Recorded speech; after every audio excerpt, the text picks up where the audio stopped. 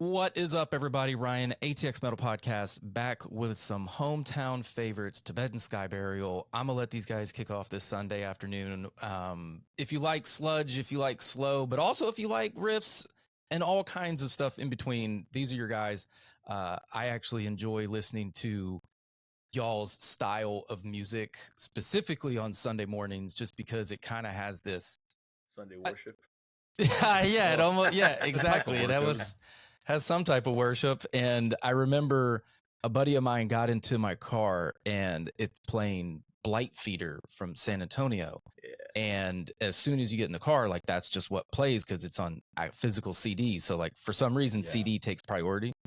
And it just kind of hit me. I'm like, you know what? Yeah, Blight Feeder might not be the thing to kick your day off, but you guys I could start my day every day with your type of music.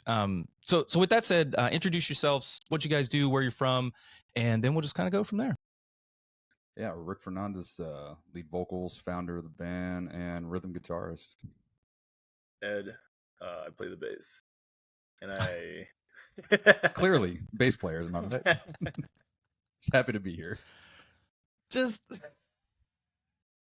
Ed. He also plays bass in Venustra. He plays bass for Tibetan Sky Burial. He's also used to be in Phoenix Recoil. He's a busy man. He's got Bangover real hard going on right now because he just finished playing, 3 shows in 24 hours. And technically, if you want to go 4 shows in 3 days, yeah, he's beat to death Open right up now. for Butcher Babies, and we did Frights and Sounds yesterday for both bands. So. And on Wednesday, we were playing Valhalla with Bruca, Illusion of Fate, Headlining at midnight.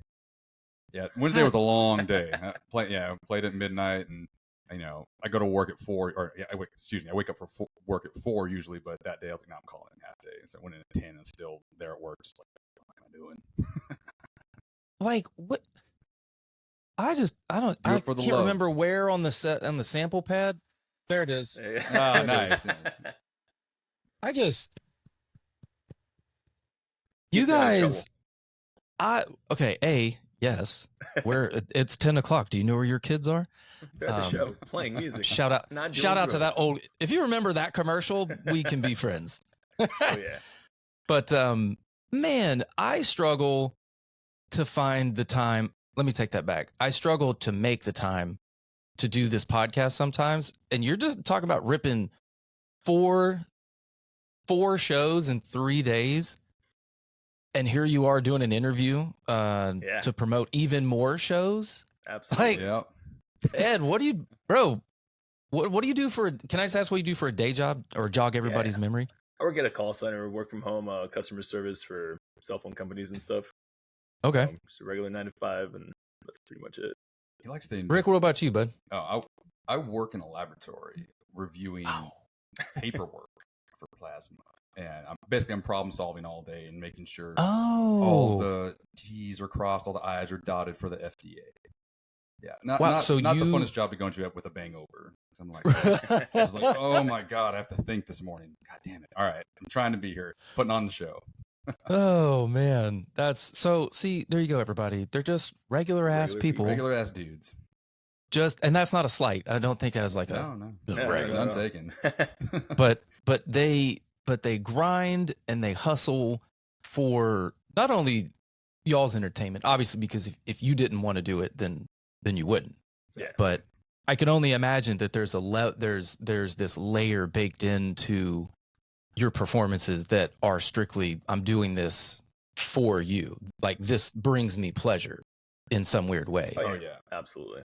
And I think that's one of the reasons why I really wanted to have a local such as you guys on our showcase in December 7th. And I don't know if whoever's all the 14 people listening to this by the time it comes out, you just heard that. This is the first announcement. Do I have the thing there? Tibetan Sky Burial gonna be on the ATX Metal Podcast 10-year anniversary showcase, melting your faces off with smooth melodies. Very stoked to be on this bill. Some Black and worship music. Yeah, we'll add that to our ever-growing list of genres underneath our name on Bandcamp. Post-sludge, Black, and Worship Sunday. But I feel that And this is just you guys just being you, just putting forth the effort to get out and gig and play music for the people. You know, money be damned. This is more passion, right? Totally. Oh, yeah. Absolutely. Yeah. It So with for those, love of, I'll shut up now. I'm sorry. I'll be quiet. I just like laying on just accolade after accolade. I'm very happy to finally start getting into, you know, 8 weeks to go by the time this comes out, 7 weeks to go. About right, And yeah. you know, I get to look forward to this every year and build a lineup that I think is worth their salt. And you guys are definitely, you're worth the whole table full of salt, if you know what I'm saying. Appreciate it. For those that aren't familiar with Tibetan Sky Burial and its history, since we have all the time in the world, let's take people on a journey. Let's, just like your music. Your songs are long, but they're meant to be that way. Yeah, it's introspective music. That's really what it is at the end of the day. So, Rick, Mr. Founder, take it away, dude. Tell us about Tibetan Sky Burial. Yeah, I'll give you the brief tour of the history of it. I started the roots of it were like 2016. I was in a instrumental doom metal band called Cactus Druid, and playing guitar on that, was having fun, and I kind of was like, man, I want to do my own thing. So, you know, slow start. First time I'm really taking this undertaking of a band. You know, go through like recycling people, trying to meet people, that whole bit. You know. Luckily, I lived in a recording studio with two brothers, the Gov brothers, Kafir and Ram. And oh yeah, Kafir and Ram. You know, Ram, if you played in a metal band in this town, he's the town whore, and everybody loves him. He plays. But you know, they were really helpful and great in getting me my first start on just, you know, a band, right? Like I've joined bands, been in project, never just did the whole undertaking of myself. So 2019, I'm recording. I don't really have all the permanent lineup members there yet. I meet Brian Stevens, my old bass player, and him and I get this thing, you know, off the ground finally. And we reach a point where it's like, okay, Rom's going to be the drummer. You know, he's working for us. We can, you know, my friend Shane was filling on a guitar. He used to be in a band called Empty Trail. And then now we're just like, okay, we need a vocalist. So we're just doing the whole gauntlet run of vocalist after vocalist after vocalist. And it's not working out. We're trying, you know, and the project, you know, for me, my listening tastes are rooted in like 90s grunge, you know, metal, obviously, but, you know, underground metal as well. But I was coming from a place at that time where I was listening heavily to like Deftones, Tool, you know, like a lot of the new metal stuff, but then also, right, you know, like a lot of black metal. Like I was kind of a late bloomer in the underground genres, like, you know, in probably my early 20s when I started listening to that. Some people started, you know, yay high, right? So I was just really deep diving in on the black and stuff. So, you know, Brian comes in and his vocals are low and high, you know, and he was going to do backups. Can't find a singer. He's like, let's just do it ourselves. So he convinces me to do it. never even been a vocalist before. I was like, all right, screw it. Like, I guess. Right? I mean, you don't have to go looking anymore. Just exactly. You know, just the search is over, guys. Famous vocalist, right? Like, yeah. Apparently that's what happened with Metallica. So I think James wasn't the vocalist originally. He just said, screw it, I'll do it. You know, it's if you look at the history of a lot of big bands, that's how it happened. They were just like, well, nobody else is doing it. Screw it, I'll do it. It comes out of necessity versus. Yeah. And then the pressure's on yourself because you're like, well, if I suck, that's on me. So, right. Yeah. Dude, I think that goes, it's a very good, analogy, I guess, words of wisdom is like if it sucks, like it's on me. And I mean, that goes myself into like believing I could do this, because in the beginning I was like, oh God, I do suck. This is bad. And we even put out an early, up until recently, it was on Bandcamp, but I took it off. We did have an early demo of Death and Delusion. That's probably my favorite track off our first album, 6-minute banger. But my vocals were so different, you know. I think one of my favorite YouTube comments that we had was like something along the lines of like, sounds like I don't want to listen to a guy reciting poetry with a cold, because that's basically what I sounded like a Christian Bale just singing poems, you know. And graduated to like finally like believing in myself. I'm like, all right, you know, watch some videos, you know, like I can be better about this. Got some techniques going, and you know, 5 years later, you know, I've kind of figured some things out, and you know, gotten a bit better at it. Yeah, still lots of room, you know, for improvement, but I'm feeling a lot more grounded in what I'm doing. But yeah, so you know, to come roundabout to the original question, the band's history. So that's 2020, and then everyone's lives flipped on an instant. Brian had to leave the band for personal reasons. Shane ended up moving back to North Carolina. Well, that was actually in 22. We temporarily had Roman of Aerials. He was going to basically do 2 projects. It was the last straw for the vocalist idea. Well, there was a point where he was the last hope. He's so bad, right? That guy can't sing. Yeah, because he sucks so bad and he looks so terrible. Like, God. Why do people even like him? No. I look at him and I'm like, metalhead? No, thank you. Oh, actually. Oh, look at that. Oh, nice. Yeah. Nice.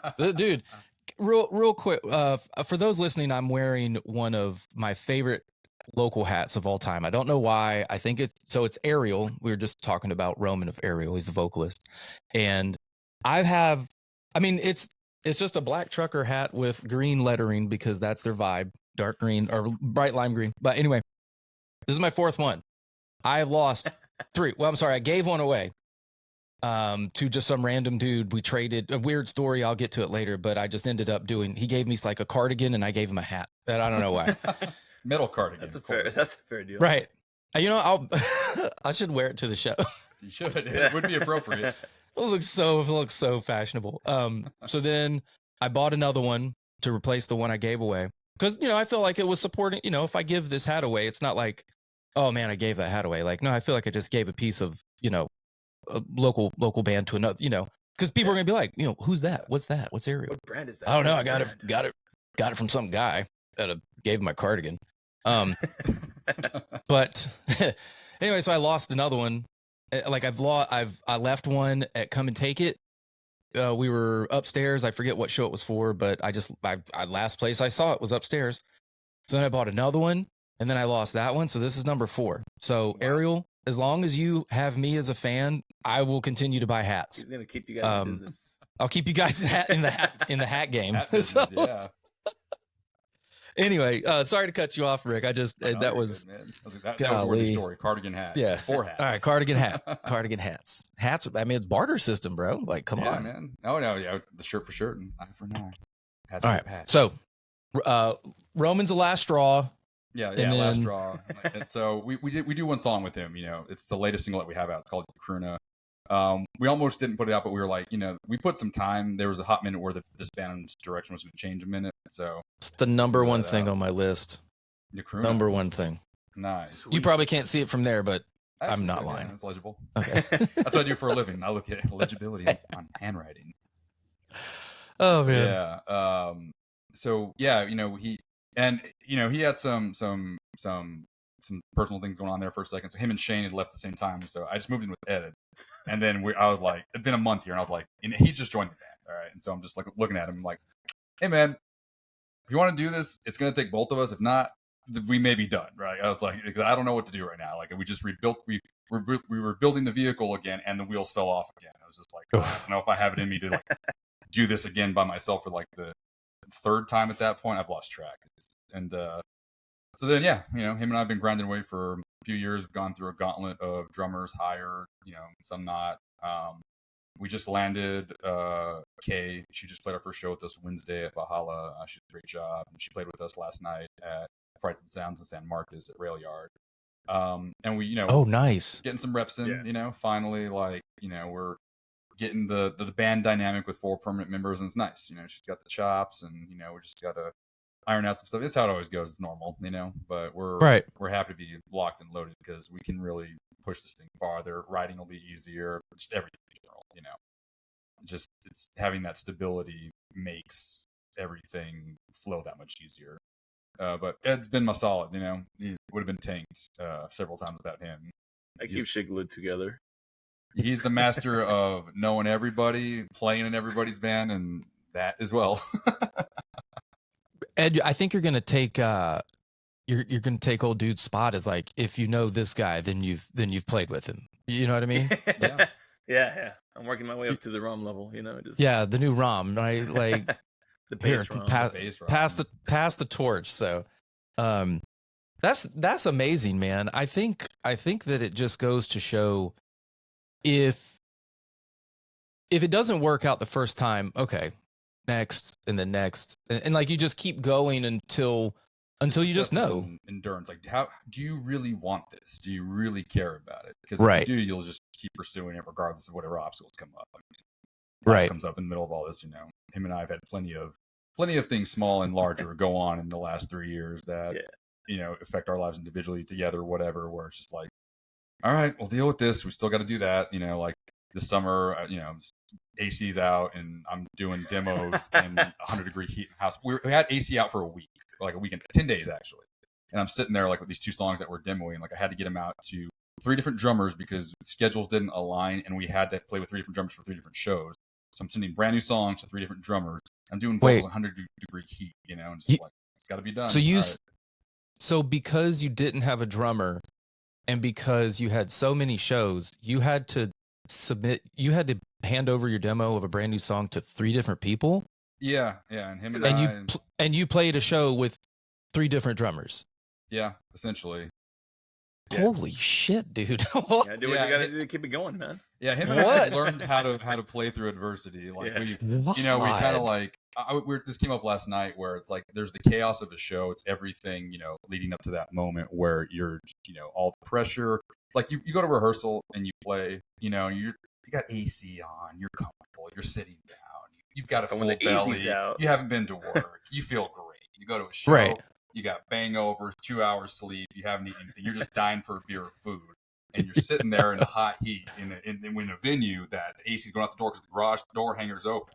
You get on stage, and for the 10th time, which never happens in rehearsal, you have no sound, and so you're like, "What the fuck is going on?" And then you realize, "Oh, we moved the cab over, and it unplugged the speaker cable as you trying to do sound check. Plug it in. You go up, and you get the stuff from the playbacks. You're like, great, like." You're doing all your tests and everything. You start playing, you can't hear shit, and you just go with it. And it's just him and I have been in so many different situations, different drummers, different stages. You just get used to it, and you can't teach that stuff. You can't learn sitting at all. Stuff you learn along the way. It just made him and I tighter and better. Just the chaos of a show. You just go through those little moments, and you just get better and learn from it. Things you don't think about, but it's just all in a window of maybe like this all happens in like 2-3 minutes, and just the anxiety in your brain, just the wheels are going like, oh shit, focus, ignore all this nonsense. Okay, cool, that's the problem, minor problem, fix it. Next, go to the next problem, minor problem, fix it. Great, okay, sound check, let's go.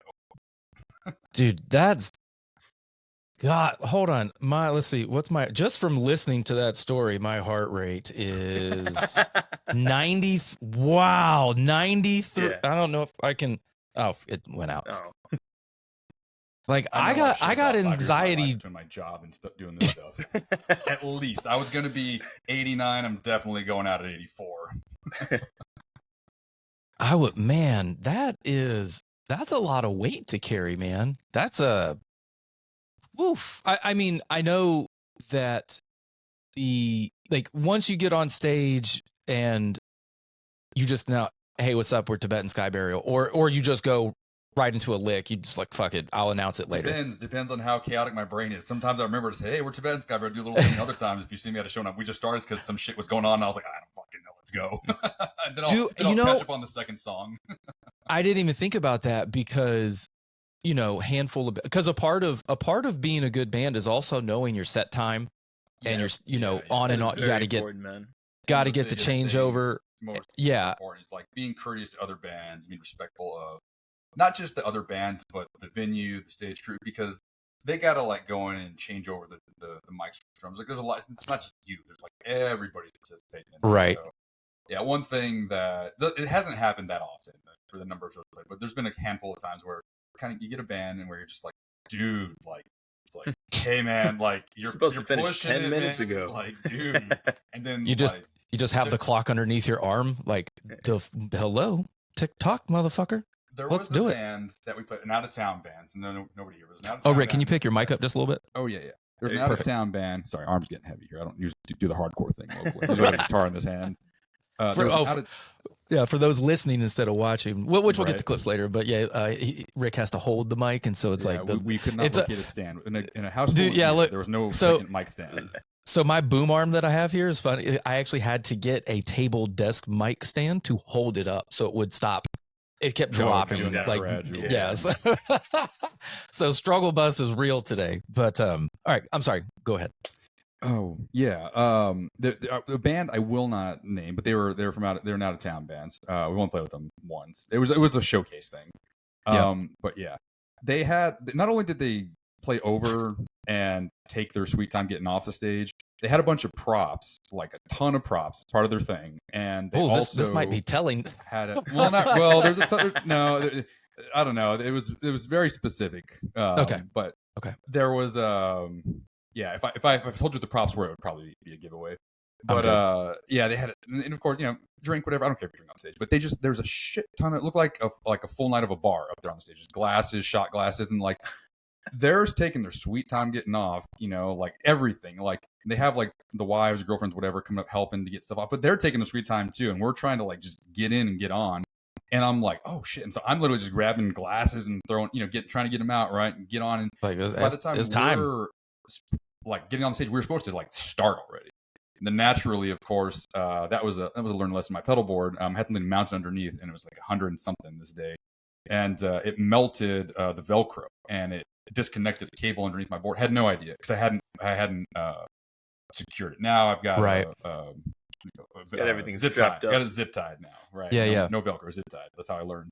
But we had like a delay of like 10-15 minutes, and I was just freaking out because I'm going through everything, because the way my amp works, I got 3 channels and only one of them was working. I was just like, it was the clean. I'm like, I can't play a show like this. Like, if it was a dirty channel, I would just say, screw all the effects, we'll raw dog it. That's fine. But yeah, we're metal. I can't play clean the whole time. This is just not going to work.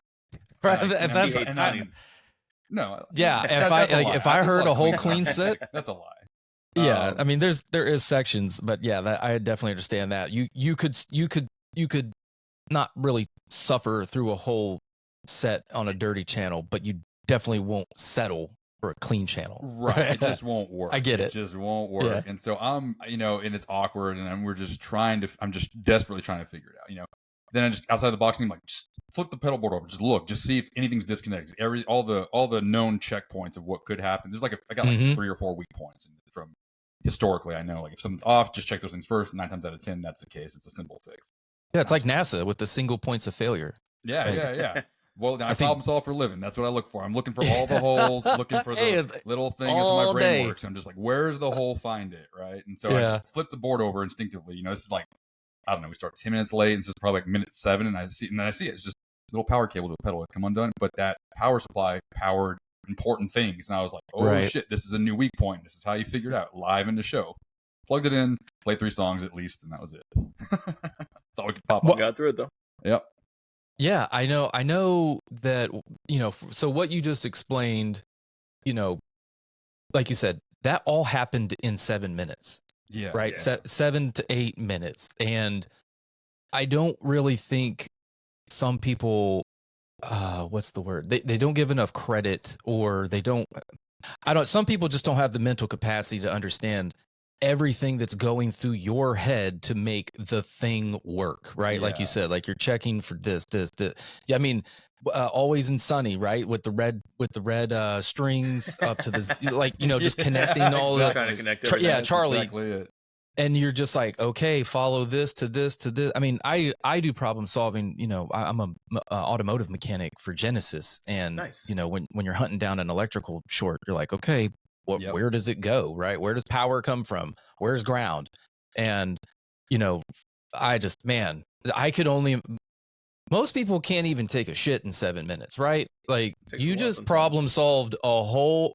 Rick's like, I can't. No, I cannot. I'm not. Okay. I wish I was.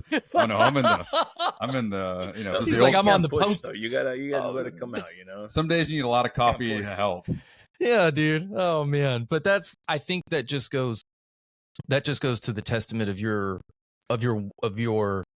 not only willingness but desire to play the set, like, because nothing's more upsetting, I would imagine, not only as a fan but from a artist standpoint, that you didn't get to play everything that you had prepared, right? Right. And but you're trying to make, Right. Especially if, I don't know, if the album is a concept and you have to play, this song to this song to this song, or, there's a thread from the single that we released in February to the one in October. You know what I mean? Like, Yeah. I could see that. But the songs that you do play, almost, do you play them better? Because you're like, this is all we got, right? Like, You got to bang him out to the best possible. It's funny when you took footage of that show. Like, it's got a little GoPro, and we kind of use that as like game day footage, right? You like, right, what went right, what didn't go right, because on stage, it's chaotic. Some stages they're all different, and you get used to some of them more. You just can't hear stuff, and your perception when you're on there is like, this sounds like garbage, like this is hot garbage, and then you see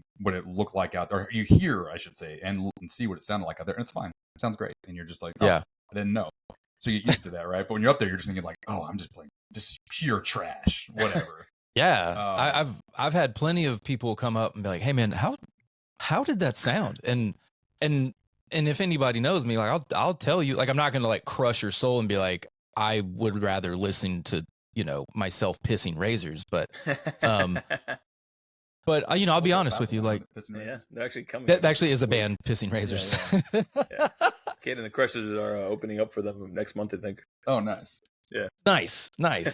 But yeah,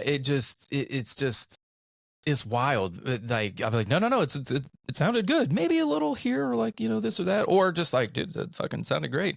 And then the response is, God, man, it sounded like you said, just straight garbage. Like, I couldn't hear myself and whatever. On stage. 9 times out of 10, it's always fun. Because Austin is just geared for live music and sound. I don't know that there's been a show that I've played here that I can think of where I just went and, or that I've been to, or I've played where I just got off and went, man, that's terrible. Like, on the stage. I mean, like in El Paso, that's where we're both from, El Paso, and especially in like, we haven't been there in over a decade, but especially in those days, you had to bring your own PA. You had to bring your own sound. And so, that's kind of, I think that really influenced, now that I think about it, a lot of why I do what I do with pedals, because we live in the day and age where if I wanted to be kinder to myself as a vocalist and a guitarist, I wouldn't walk in with 2 pedal boards, right? One for my vocals and one for my feet. I would just walk in to the PA, you are and crazy. Tell them, hey, give me some reverb, delay, and like, it's fine, whatever. And then, which there's nothing wrong with that, but, no. And with my pedal board, I would just, and get a little, unit, just get the sounds I need out of it and be done with it, right? But I like to torture myself because I was tortured in El Paso by having to bring our own PAs and think about the way you want it to sound and carefully picking, this pedal, that pedal, whatever. And I went on that journey that all guitar players go on, where you buy all the pedals and they're just different colored boxes that all do the same thing, but you think they do different things. I did all that, paid my dues, spent a lot of money and time. And then you kind of just finally, I mean, I still I'm not going to say I'm a completely free of my addiction. Every now and then I still get the bug, but I know like you're not. Where I used to have like 50, and I had like a pedal board. I had this enormous pedal board like 10 years ago that was way too big. A lot of things did the same shit. Didn't really matter. Now I got to condense, like, everything's being used. Everything has a purpose. It's all being used in every single song. It makes sense. But some of it I could probably get programmed in, but it just doesn't have that same kind of feel. And for me, that's, I've already played that way. I'm just used to like, hey, I craft my stuff. Like, I want to make the sound guy's job easy. Just make me louder and just blend everything in. I've taken care of all the detail stuff. I'm not going to put it on you. I'm putting it on me, whether it sounds good or not. And that's just I was going to say the pedal board addiction. It is real. It's out there. Oh, I mean, for sure. It is. And I've said it from day one. I'm not a musician, but over the years I've collected some things, but I've never gotten any pedals because I know that once I start scratching that itch, it's over. Now, like, I got other podcast gear to buy. Like, I don't need to start spending money on fucking pedals that when I don't even play guitar, right? I just have a wall of them like Hot Wheels. But the second I quit having my addiction hardcore with pedals, I started noticing I had more money for other things. Oh, my quality of life is getting better. What happened? Stop buying this. $200 pedals. Look at that. No more dollar menu. What a concept. Getting off the dollar menu. That's true. But. Oh, man. Yeah, definitely not. No, there is no more dollar menu. There's dollars menu. What do they call it? What are they peddling it as? Like 2 for $2 and like 4 for $4, 5 for $5. Their value menu. They have some value cheese box. Yeah. Value menu. Well, one thing that is valuable in Austin, Texas is Ed. Very valuable. Everyone needs themselves an Ed. He is worth his weight. Ed, so we'll just stick with gear. Let's go for gear. Ed, give me your gear rundown. Unless we miss something in the vein of who is Tibetan Sky Burial. I think we're pretty much nailed on that one. Yeah, pretty much. Right. Since I started joining this band, I kind of started getting into pedals as well because of this guy. Before I used to have like one pedal and we're good. Let's go. Then bad influence over here. He's like, we need textures. No, we look need at this. drives. We need fuzzes. Yeah. I'm like, all right, I'll give some of that a try. Yeah. So as of right he's now, being kind to me because I was very much like, dude, we need to do this. We need to do that, man. Like I was really pushing it. He's been a really good sport. Yeah. I've got a couple of things over the last couple of years. As of right now, as of this year, I did get a better setup than what I had before. I've had my Spectre Dimension bass for 4 years, I think, already, and that's what I've stuck to. Bought it with pandemic money. Got that stimmy and everything. I'm like, it's a brand new bass. You're like, I know where this is going. Exactly. Yeah. And as of right now, I got that plugged into the pedal board, which has a dark glass compressor into a Sansa preamp. Recently bought an HX Stomp, which does like multi-processing for like effects and reverb, delay, all that fancy stuff.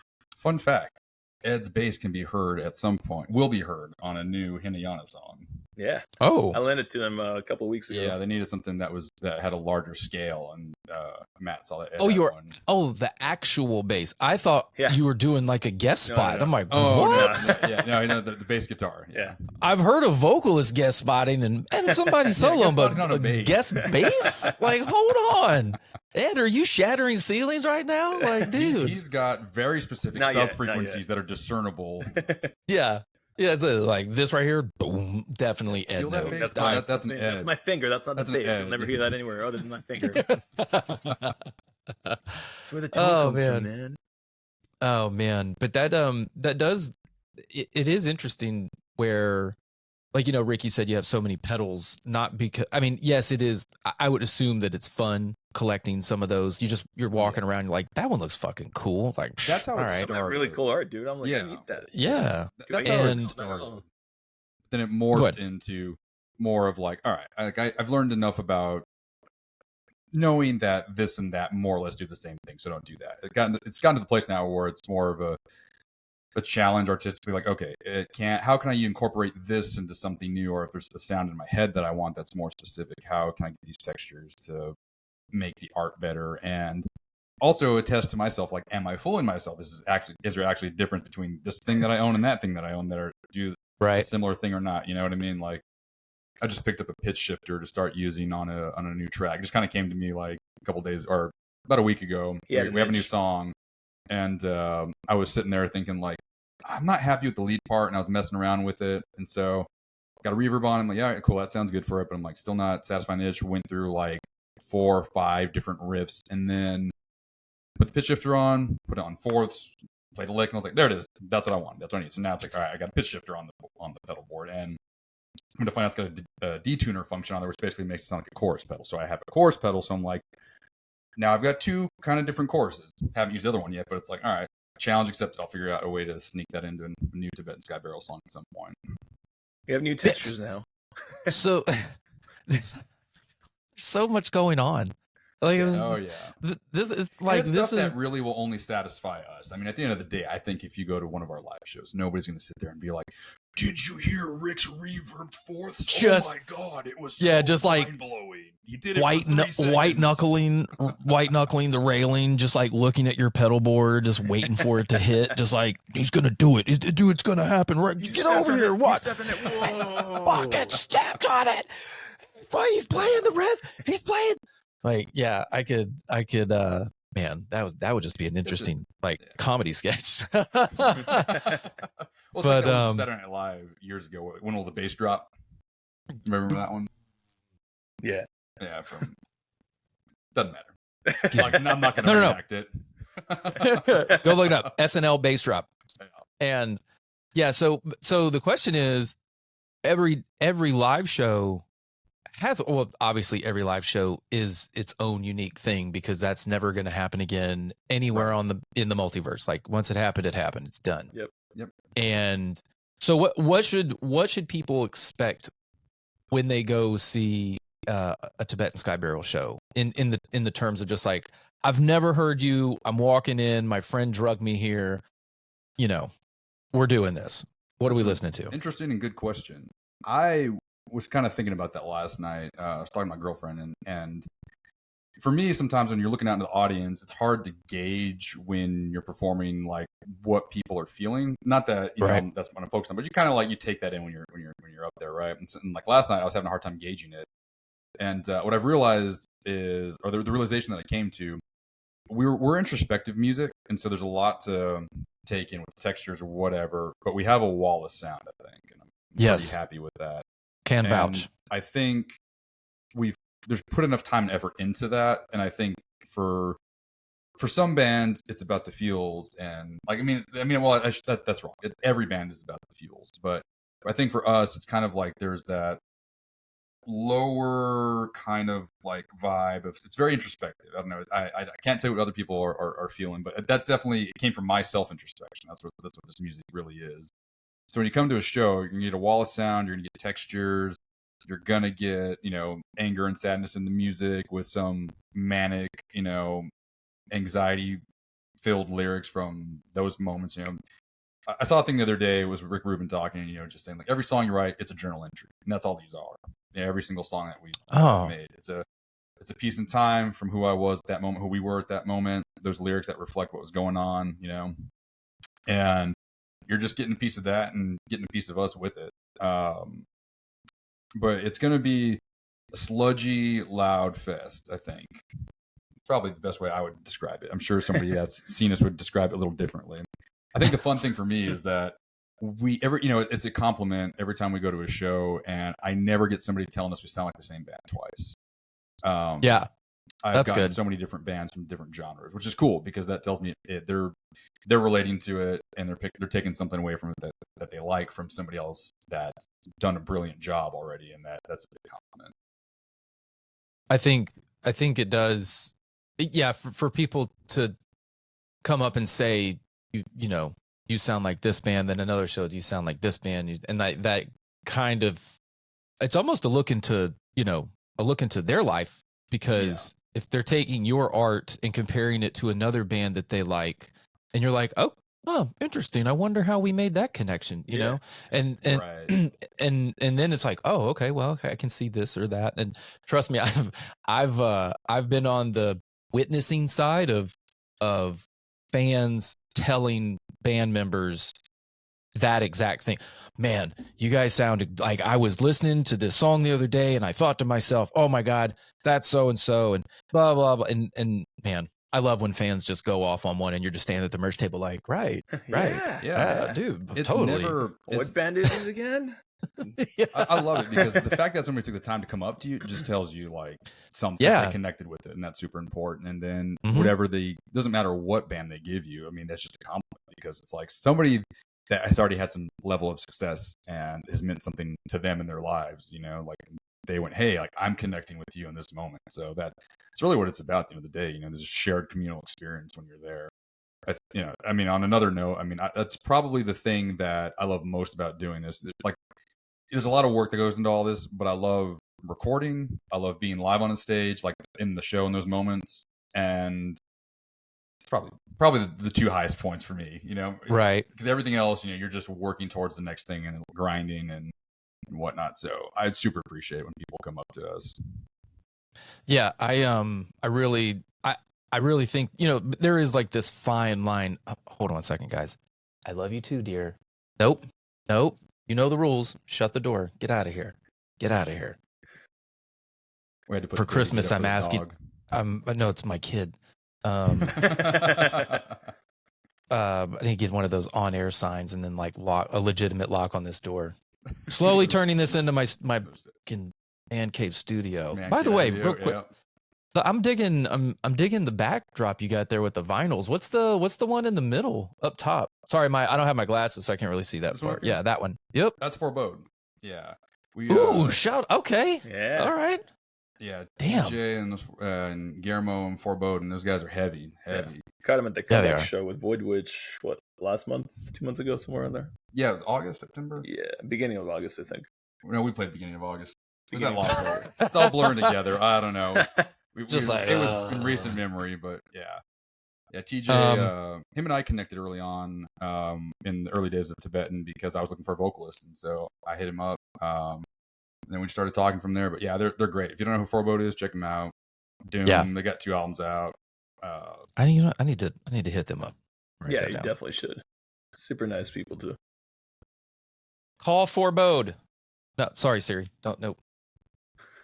Okay. Whoops. On it. But yeah, I do. This is so, man, we literally could go on for hours. Let's jump over to new music. We've got, you guys dropped 2 singles this year that I know of. And like you said, one of them was with Roman. What else do we got in the chamber? I think technically it was 3. So 3. Okay. What we ended up doing, that was kind of under the radar. Okay. So through all the chaos of the band, there was different drum recordings that had already been done.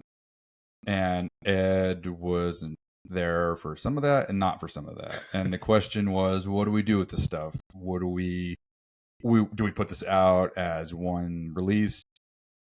Do we play the single game? What's the best approach? Do we shelve all of it? Him and I mulled over this for a long time, and we just said, fuck it, put it out. It's already there. And because honestly, we put out Stoicisms before Yakruna, and we put out Unearthed Roots. That's the one I missed. Yeah, that one was kind of low key under the radar. We just kind of put that out. It was a tribute to a late friend of mine. It wasn't written as such. It was the song was written as a me imagining my own death when I was like in 2019 or 2017. It's an old song. My friend unexpectedly had passed away, and I looked at the lyrics, and there was just kind of a lot of things that I'd already written that just were very specific to her, and I just interpreted it in a new way. So it was a dedication to her. It's got a really cool, cello piece on there. It's not something we played it live for a bit in 22, but it's not in our live set now. I just honestly, I'd rather prefer to have played with the live cello, and we have the playbacks for it, but it's just really pretty. You mean like bring an actual cellist on stage? We did it actually on our very first show that we ever did. It was a live stream dude, hell yeah. Shout out to those days, man. Yeah, it was a live stream. It was I forget the name of the studio it was at. Spotlight, Safe Light, something like maybe. I don't even. Yeah, I don't. Safe Light repairs. Safe House. Subway. Safe House. Safe word. Yeah, you're right. He was onto something. That's what it is. There it is. I knew it was something safe. Yeah, good job. We did that. It was Safe. I remember that. I wonder. Yeah. Anyway. Honestly, not. I wouldn't say it was the best performance of those songs, but it exists online still. It's still there. I think it might be on our YouTube page. But yeah. So we finished up. Ed and I decided to put out all songs when we put that one out. We put it out on Bandcamp first, and then we just kind of uploaded it subtly thereafter to everywhere else. Just did some light soft promotion because it was honestly written and recorded at the time of Lamenta. Probably would have been on that album, but the song wasn't finished when we wanted to put it out. And so I was like, I don't want to rush this track. And now that I'm thinking about it, when she passed away, I wrote the synths. I think that was kind of something that fueled like the synth textures that are there really interact with the cellos a lot. And I don't think if I had that jolt of inspiration like I did in that cathartic moment that would have completed the song. So that was kind of the missing ingredient. It's a weird thing, but the synths are very important to that track. So right, that fueled that. Stoicism was also written at the same time as Lamenta. Drums, I can't remember if they were recorded at the same time or not. Stoicisms? Yeah. No, we did those later. Okay. Yeah. The song was already written, but we hadn't recorded anything yet. Yakruna was the first track Ed really was able to put his mark on, like on a recorder. With him and Roman, because that's when him and Roman joined the band at the same time in 21. Roman's the one that got me in. Yeah, actually, that's right. I forgot about that. Yeah, he just like nonchalantly started talking to me on Instagram. He's like, "How you doing? How's everything going?" I'm like, he snuck in. Talking to me, man. What's going on? Oh, what are you getting at? He's like, I don't we like you. your Get stuff. away. You want to like come try out and see what we're about? Yeah, Roman had already told me about Ed. I remember, when him and I were working on in the project in those days, he was he was like, dude, there's this guy on Instagram. He just posts all these videos playing bass all the time. Like, he plays. Like, let me hit him up. And I'm like, all right, cool. That's what it was like on my end. Oh man, that's perfect. There's this guy that just plays bass online. I swear to God, he's real. I promise. I know. He plays bass all day. He's a real boy. But he knew you from going to Aerial show. Yeah, that was the first. Right. Ed was at every Aerial show. So yeah, we did Stoicisms came out, and then we did that. Actually, they all got mastered at the same time, and in the mastering process, we were going to put them out as one release because there are a few things that we have shelved that are not going to see the light of day. Like there's a few tracks that we did with Roman that are just we didn't record them, but the demos exist in the early days. There was a remix that we put out. I forgot about that. That Roman's remix. Yeah, we did do that. That was more of a vanity project for myself because I didn't feel like Omens was really complete the way that we put it out. And when Ed and I were still trying to figure out what we were doing with the band, we just went ahead and if anybody follows Mystique online, it's her Instagram name. She's the one who did the remix for that. So she added her pictures on there. But that's what we put out this year. And it was going to be one release. But it just wasn't possible because if you know anything about recording engineering, you can deal with some subtle changes, but overall the mastering engineer was like, look, I can master all these if that's what you guys really want to do, but I really don't recommend it because they're all different. They're all a little bit too different. And so we just took his recommendations like, well, we're already this far in, like we're already recorded. I guess we're going to put out 4 singles. We don't really have a choice now. So that one artwork that we had now is turned into 4. Money flying away. Yeah. Like, oh, here's all that pedal money I was saving gone. Yeah. Just but honestly, I thought I was making progress. Savings account gone. Yeah. Oh man. No, but it's all for the love. Life of a musician. Yeah. So, but it worked because honestly, every single song has a different timestamp flavor to it from a different era of this band. And shows the evolution. It really does. I think, like with most artists, if you look at their body of work, most bands, right, you tend to see the progression, and I think that's kind of what's going on with us. Like, we're going to put a lot of work into our next album. That's going to be we're going to be working on in the springtime. We've kind of got 2 new songs right now that we're putting in our live set because we're just kind of testing stuff out. Probably rotating the third in at some point in some set at some show here in the near future, maybe the December 7th show. We'll see. What? I'm sorry. Maybe. What'd you say? December 7th? Wake up, people! In case you forgot, December 7th, 10-year anniversary showcase online that we'll have to follow through. Surprise! So yeah, we'll let Kay and Rick. Now we got to show up, third guys. Song in 2 months. And That's then cool. We've got a few other ones in the back burner that we're working on. I think I probably have 3 or 4 that are just sitting on my laptop in various forms of demo stage. Him and I kind of like hammer out a lot of the riffs here. He's between like cooking dinner and taking the dog out, whatever. And just, hey, come here, you got 5 minutes before you go do the next thing you got on your schedule? Yeah, cool. Here, check this out. I'll check it out. And that's kind of how it goes. So you guys are currently living together? Yeah. 3 years. You guys are roomies? Yeah. We've been living together since the band fell apart. Yeah. we lived together and pieced it back together. Oh my God. Like the same week that he moved in is the same week that Roman and Shane were like, hey man, we're going to have to leave the band because of this Oh my man. Yeah. Oh, like we just moved in. We got a whole year in this lead, so we might as well just keep the band going. 2022 was one of the most intense years of my life. That was in May. That's not even how it started. It started with my friend passing, and then we led to that. I moved, changed job, tons of change. The band fell apart. Just basically rebuilt everything that year. It was a shitty year. Man, that is wild. Yeah, I did not. I thought when you said you moved in, I thought it was like then, and since then you've parted ways. Not you moved in then and still currently live together. Yeah. It's actually, we rent, but the house is pretty big. We need affordable rent, so we can't really move out. Otherwise, we don't have stuff to waste money. Totally understand. Yeah. Desperate times, desperate measures. Yeah. It works for the dynamic. I mean, having, because again, it's like, it's invaluable just being able to like talk band business over just random moments you have on the way to doing this or that. Right. That's how him and I get a lot of stuff done. Otherwise, if we were doing this through threads or text messages, or whatever. So we're all busy, and you look at something. Sometimes you get busy, you throw something down, you go about and things. Oh, I forgot to answer that. I mean, it really cuts out all that. Him and I just get things done way more efficient because there's a lot. I think without him, there's a lot of things that fall through cracks and vice versa. We keep each other like pretty on top of it in different aspects of the band, you know. No, yeah, it's important. Yeah, it's important. I mean, I think that's cool that you guys, because you know, you can be in a band with someone. I mean, a band is a family, obviously, and you know, like you said, you go through some members, things change, but to actually live with somebody and be in the band with them, that's like next level commitment. And proves we can go on tour together when we get to that stage. Yeah, and that's kind of the sneak peek is, you know, if you get the opportunity to tour with your bandmates, being, you know, cramped inside, you know, daily grind in and out, taking showers at Planet Fitness or wherever you can get access to one, and just grinding it out, and then you get back off tour.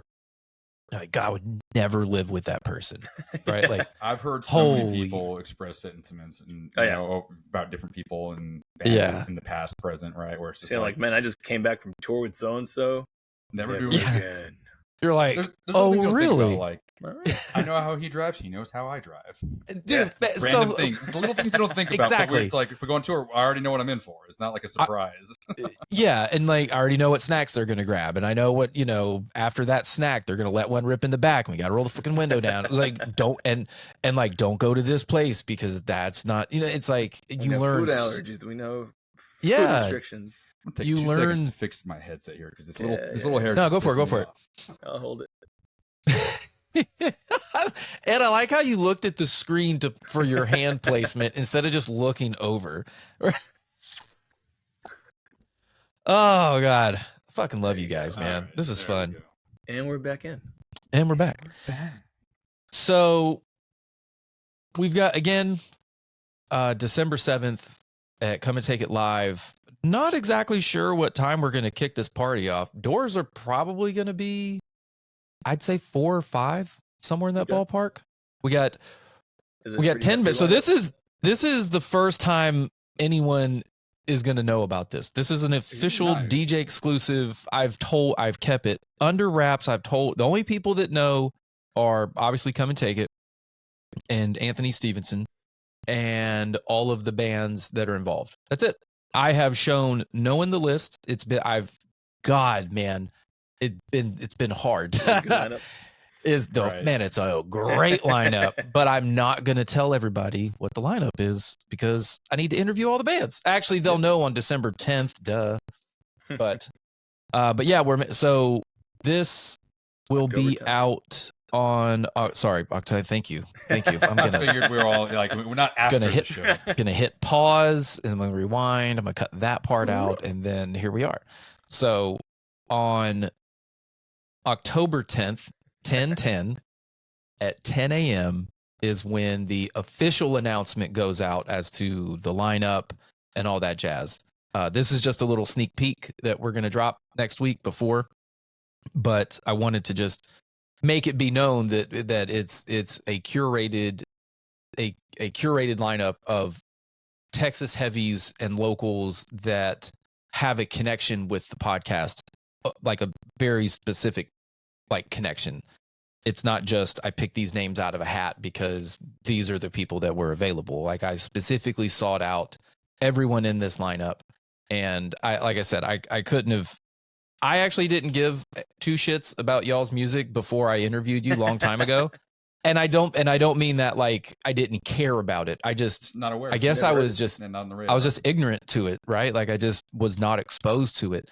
But after talking to you guys and getting to know you guys just personally, I think that's what really helps me as just a person, as a fan, get more into the music. And I can't count since that interview to date, I've enjoyed your music on Sunday morning worships, right? Like on days that I just had to, it's like I didn't want to listen to anything, but I wanted to listen to something, but nothing specific. And I know that kind of sounds weird that anyway, because of the wall of sound and there's so many textures. There's like it's mood music. It's dude, 100% it's mood music. And I will say, if you go to our show and like you got a party band and we play, I'm sorry, we're not trying to be downers, but like it's kind of like moody stuff, you know.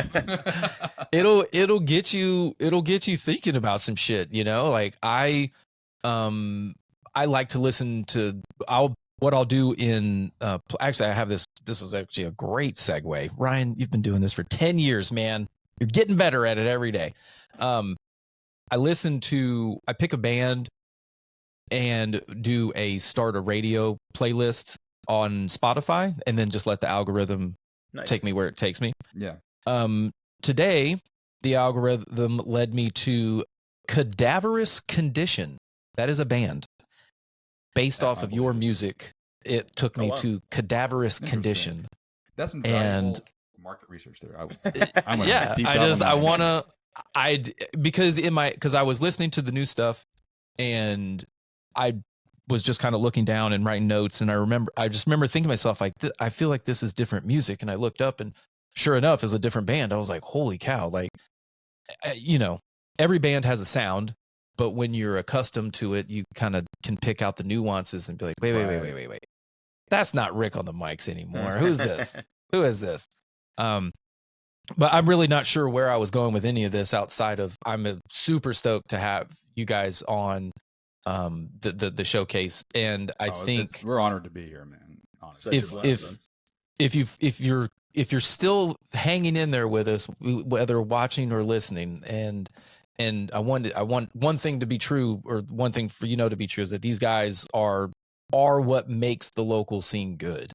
And that's a huge compliment. Yeah, I mean, it's I know that we're friends, and you know, honestly, we don't really. I feel that we don't hang out enough, right? But then no one would have enough time for everybody in the scene, right? So you get, excuse me. So I feel like these shows, when I have an opportunity to throw one, it's more than just a show, right? It's a chance to catch up and you know, how's life, and you know, see what's going on. It's a vibe. Party, it's like a fucking mood music, man. Yeah. And the one thing that I've been noticing, or that I've been focusing on this past year when I talk to locals, is, you know, what are you expecting from your local promoter? What is the expectation of just, hey, do you want to play this song, or do you want to play this show? It's on this date. Here, sell some tickets. You guys do it. Like, I really feel like we're on a comeback. The middle, when the podcast first started in 2014, late 2014, early 2015, there was this like energy from 15 to 19, more like 15 to 18, I want to say, but like just the back half of those teen years was, man, like I saw a memory come up where August Burns Red headlined at Dirty Dog Bar. Yeah. Sold out show, and it probably cost $15. And they also had, I think, Era on that set. It was just madness, but it was in this little tiny lunchbox of a venue. Yep. And no one cared. It was like, I'm here for the music. People walking by, and obviously the pandemic hit and took out Dirty Dog Bar and other venues, and kind of put this yuckiness in the air.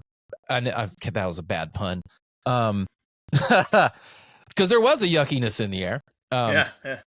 But it made shows like, oh God, you're going to a show, and there was, and I feel like it just kind of got like they're on, they were off, and then it's like, should I be going to this when you were going to ones, there was just this hanging cloud over going back to a show too, which I understand. Like I was on the fan of, or I was on the side of, well, let's play it by ear, let's be cautious, But the one thing, now shows are back.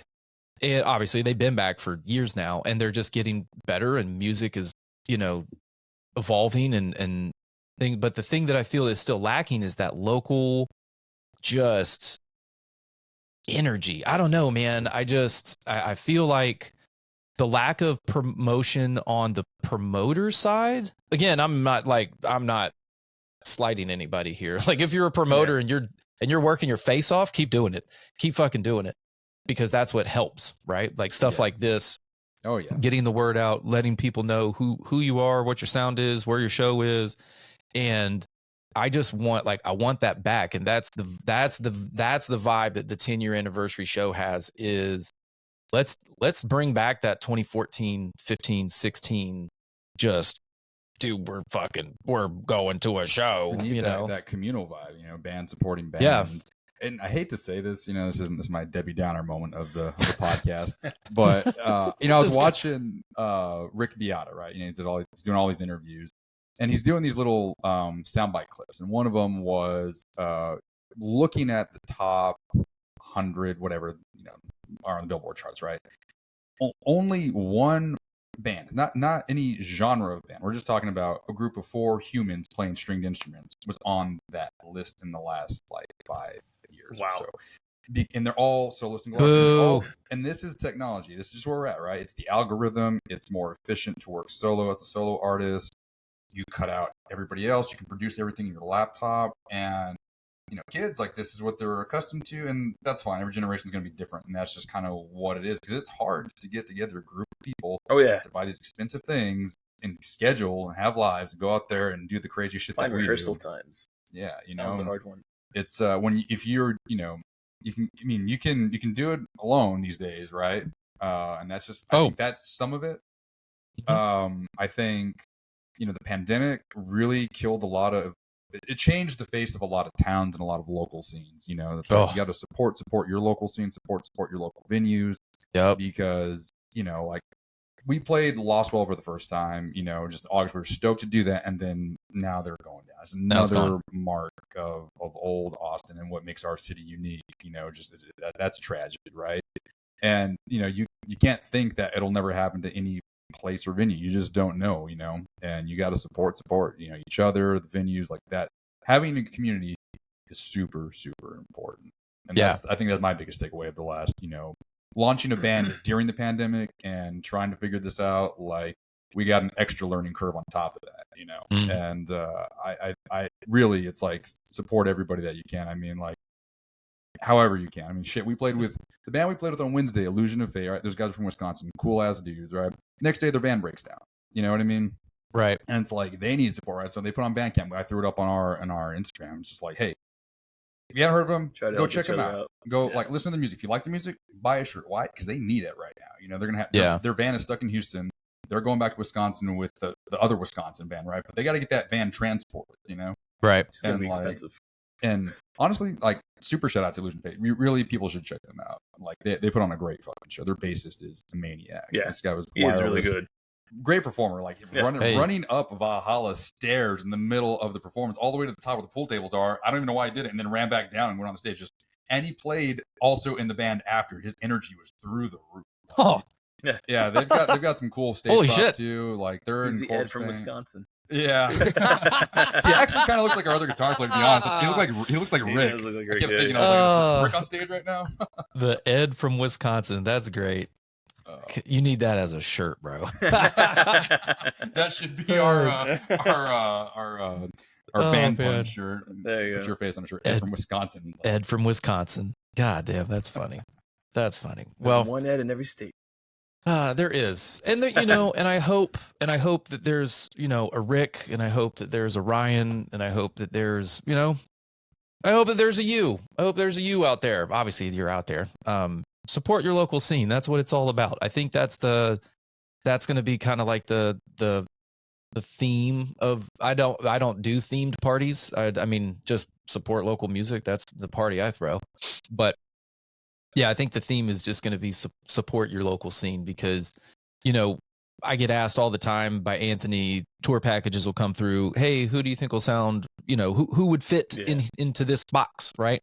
And as much as I love, giving any type of valuable information, which I think is really cool that I've become one of those people that are relied on to give that kind of information. And so I really do my homework. I try to okay, this band, okay, this, that. But at the end of the day, I also like doing these showcases because I get to showcase the talent of Texas from, sludge, introverted metal that just makes you think about, God knows what on a walk through a dark forest in the middle of March while it's kind of foggy. And then we've got hardcore, then we've got metalcore, then we've got, math. God, man, this lineup is disgusting. It's good lineup. Man. Yeah. If you are a just purveyor of music, if you just love ones and zeros, riffs, blast beats, the China goes ting, you know what I mean? Like, fuck, it's going to be the shirt. The China goes ting. Okay, so I made a funny on the socials, and that was, and I thought of it. I was like, dude, this hashtag, this is a good one. China goes ting. And I was like, there it is, the shirt idea. So I'm gonna try and get some shirts made. Nice. For just like, maybe some special edition one-off shirts, just China goes ting. But yeah. Anyway, we'll tell the drummer, you got China ting in the set. Yeah, just hey, we're just here. But that's what makes it fun. That's what makes it fun is China goes ting. And then that puts something in your head, like, and then that puts a sound, and then that sound converts, and it's really rad how you can put it all together. Especially in 7 minutes when nothing works, right? yeah, plenty of time. So guys, I appreciate the time that we spent today, and I really look forward. I really look forward to December 7th and watching you guys just rip it apart. I don't have much more information outside of that, honestly. Like, I don't have set times, doors. Plenty of time. Well, yeah, but we got plenty of time. We have plenty of time. But again, for everybody listening, watching, this is Tibetan Sky Burial. These two dudes are a part of. They are woven into the fabric of our scene, and it is. I mean, they're like, without them, it would be, God, man. When you guys break up, like it's going to be bad. I don't know. I don't know if it's been a fully break. Probably hiatus at some point where we're like, I lost my leg. Sorry, let me rephrase that. That was rude to think that you guys would ever break up. When the music stops, don't pull addiction, We won't punch anybody on stage. I deep dove on that the other day. I had a few moments just like decompress after work. I was sitting there on my couch, and I'm just like, so what the hell happened here? And I heard the audio from Perry Farrell, and I was like, oh man, this dude's like, yeah, you're like, he's got a wine bottle on stage from the show before, and hit him twice. So yeah, it's all right. But yeah, I'm excited. I'm really excited. Yeah, we're stoked. And I'm happy that you guys came on board. I think I drunkenly confessed my love to Ed one night. And was like, dude, I've got to have you guys on the showcase. You're so good. I love you. But it's worth it. The love is real. It's palpable too, especially whenever you get in the room. And one thing I do want to ask before we get out of here is who from a local, like local on local, who should people pay attention to? We already mentioned Forebode. What about who else should we look at, paying attention to? Like that's already established on the up and coming. Doesn't matter. Who have you heard in the past, I don't know, 6 months that you're like, man, more people should know about this? Dang. I got a list here. I can rattle off. I mean, like I've go and pull out that list. We've played with Deep Cross. Glassing is kind of local and kind of not these days. Said Deep Cross. Yeah. Glassing. Okay, that's a new band to me that I've heard a couple times come up. Glassing. That album right there. Yeah, they. Where are they from? They're here, but half here, half in LA. And I think they're split between 3 cities now. Oh, okay. They're in Europe right now, actually. Oh. They're doing pretty well. Their music's great. I love that album, Twin Dream. Okay. Throat Piss. We play with Throat Piss a lot. They're super. I knew it. I already had that one written down. Yeah. They're great live too. Like, it's not just good music. You see, they're homies. They're great people too. Like, I love hanging with those dudes at their shows. I go to as many Throat Piss shows as I possibly can. They're fun. Yeah. Good. I will have to attend another one. I want to say I went to one at Indie Brew. I can't remember. Yeah. They played. That might have been it. I think they played there like maybe last year. I think somewhere on there. They are playing at Hotel Vegas at the end of October with Hell Fury and it's a Halloween show. Bat Lips. I think it's a Halloween show. 30th or 31st. Yeah. We're playing. There's another band, Bat Lips. We're playing with Mars God, Bat Lips, and Needle Freak November 7th at Valhalla. So hold on, Needle Freak. Yeah. Yeah, there's two-piece sludgy. Yeah. It's like bass and drum. That's all you need. Yeah, that's it. Yeah, that's it. And at Valhalla too. Yeah, that checks out. Yeah. It's gonna be perfect for that stage, dude. I think we should just take over Valhalla, right? Valhalla, it's interesting. I feel like Valhalla already was doing. They already had their built-in thing going on. But excuse me. Like they got the food upstairs. With Lostwell going under, I feel like maybe shows are shifting. I think they're getting spread out, but I feel like I'm seeing a lot more Valhalla shows. Short term. Trust and believe that Valhalla was not really on my radar in the Dirty Dog days. I think just because it was active. I don't think it was something else. I think it was something else. Irish pub, right? Yeah, was it BD Riley's? Yeah, maybe. Like my brain's getting. I feel like with Dirty Dog not being there, that's what brought more attention to like the Red River area. Yes, I'm gonna really date myself with the one that was across the street. They used to be Red Eye Fly, and then Red Eye Fly, Sidewinder. That's where we got our first couple of shows when I moved up here. And then Beerland. 13th floor now is there too, where that used to be Beerland. Because we saw Glassing and Throat Piss there last March. This March, it was last March. Some March. Can't remember.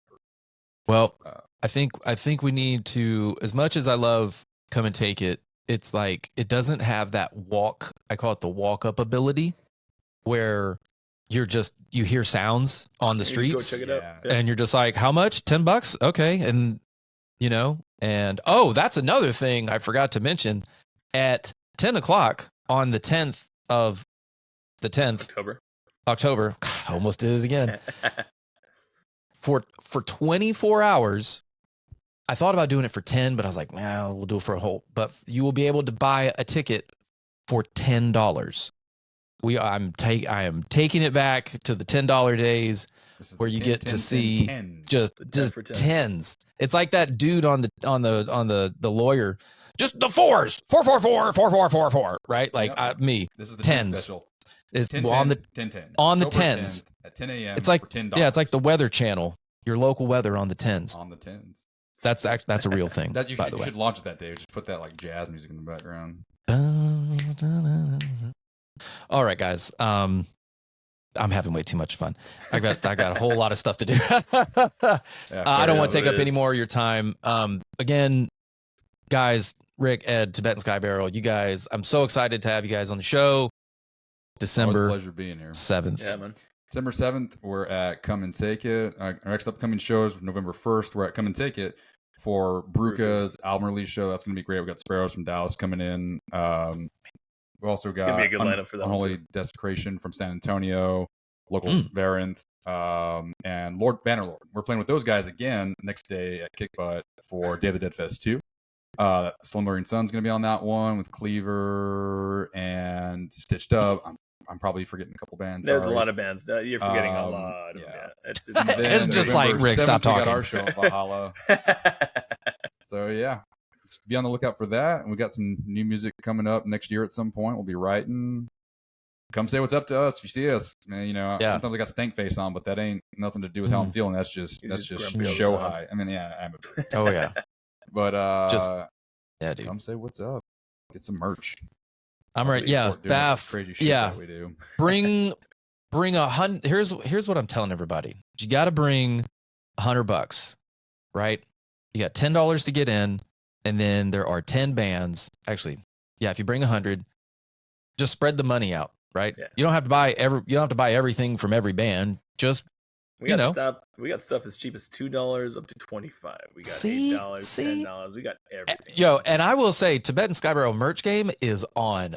It's unmatched. It is, dude. It is candle right there. Got candles, candles, coaster, and you make them yourself, correct? Ed does. Yeah, Ed made all those. Yep. You got patches. Everybody. Jesus, man. You could just fire up one of these candles. Do you guys have vinyls? Not yet. We're gonna. Okay. Yeah, we're definitely got that in the works for the second release. Y'all can hold fire on that.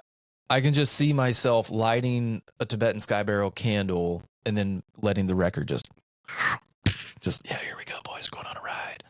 So introspective music. I mean, real quick, one friend of mine, he told me, he's like, I didn't get your music, so I just got really fucking high late at night, and then I got it, and I was like, that's really it. If you're struggling to understand what we do, try that, because it worked for a friend of mine he's into punk, and he's a very he likes high energy music. We got some stuff. Oh yeah, not all of it.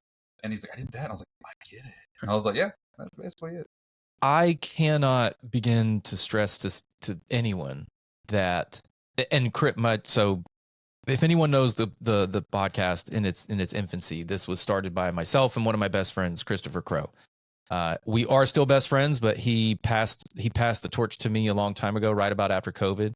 That's that's how long I've been doing it by myself. So since 2020, which is cool. I've really enjoyed doing these solo, but I do miss the camaraderie, the back and forth, right? So I'm always, if anybody else wants to join any Sunday, you're more than welcome to, as a co-host or just a guest. I don't care. Nice. Sounds good.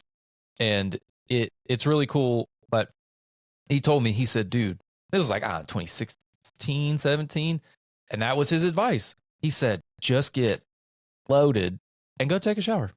Just see what happens. And that is about the moment when I actually started paying attention to bass. Like, I don't mean that in a bad way. It was like the glue that was just missing in my head. And now I can't not hear it. Right. Same friend of mine described that, who was trying to understand our music. I was trying to describe to him how to listen to bass. I never hear it. I'm just like, you don't hear bass, you feel it. And then it's like, yeah, that's what it is. It is, it is the glue, percussion side. It's that middle ground. And if you don't have bass, if you don't have the right bass, there's plenty of basses out there, tones, thickness, if you ain't got that oomph, if you're not, like you said, feeling it, it's just, man, the song just sounds so empty. Unless you're actually going for that vibe, then cool. Keep going. But everyone can't have them an Ed. Get yourself an Ed. Get yourself an Ed, okay? That's what we'll call this episode. Tibetan Sky Burial. Get yourself an Ed. I got it. I love it. I love it. All right, guys. Any final shout outs or thank yous before we get out of here? You got anything? No. Thank you to everybody. Anybody that's came to our show, talked to us, bought a piece of merch, put us on a bill, promoted us. That's about the community.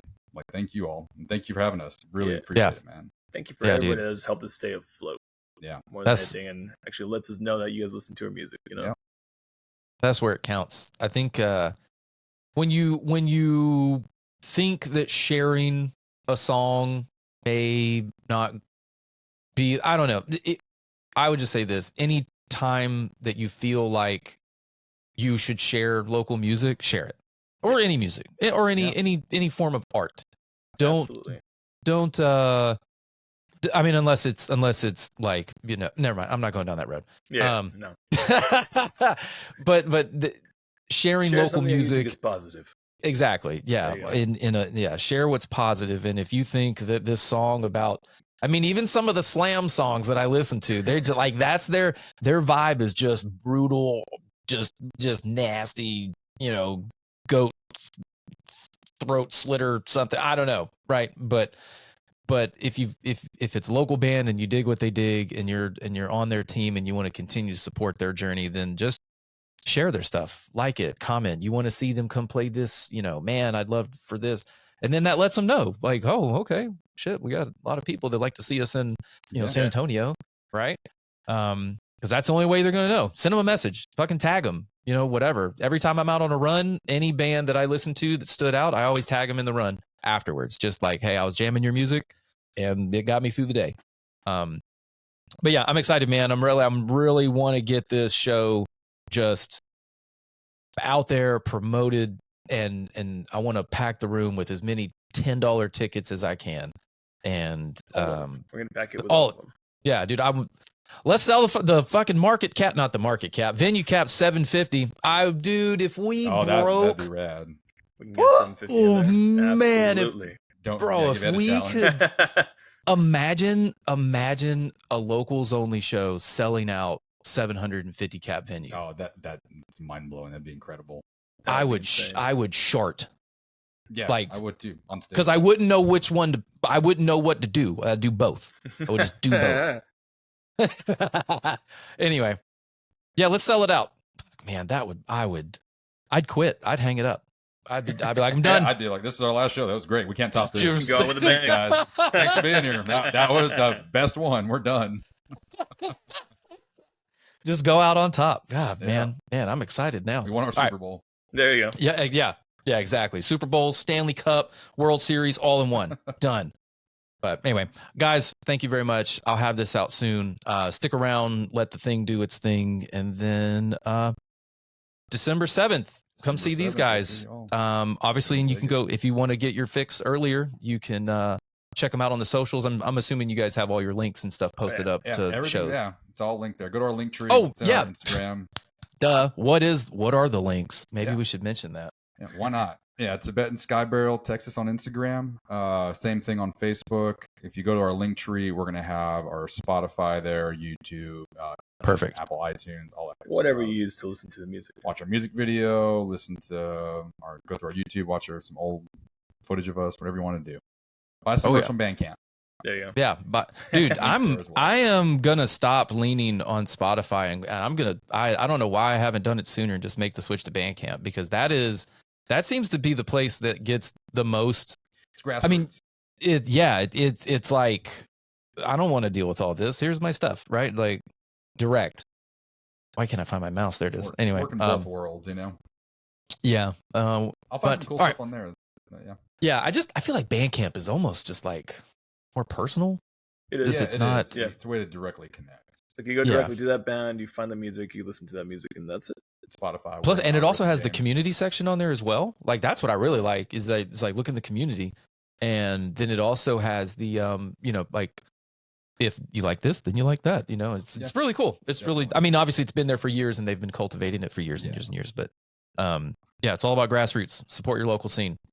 $10. Absolutely. Tibetan Sky Burial. 10. Coming at you. 10. December 7th. All right. I'll catch you guys later. All right, later, man. Peace.